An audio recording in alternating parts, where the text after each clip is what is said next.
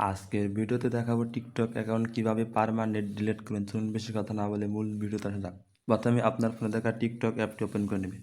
TikTok অ্যাপটি open করার পর নিচে দেখুন প্রোফাইল আইকন আছে, এখানে ক্লিক করে দেবেন।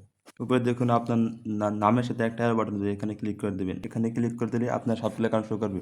আপনার যে অ্যাকাউন্ট ডিলিট করতে চান সেই অ্যাকাউন্টের উপর ক্লিক করে দেবেন। ক্লিক করে দেওয়ার পর উপরে দেখুন 3টে লাইন আছে, এখানে ক্লিক করে দেবেন।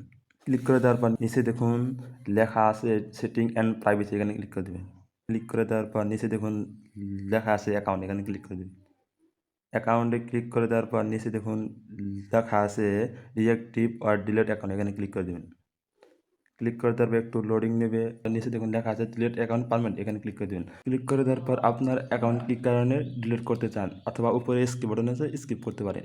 তারপর নিচে একটা টিক মার্ক দিয়ে দেবেন। টিক মার্ক দিয়ে দেওয়ার পর কন্টিনিউতে ক্লিক করে দেবেন। কন্টিনিউতে ক্লিক করে দেওয়ার পর আবারও কন্টিনিউতে ক্লিক করে দেবেন।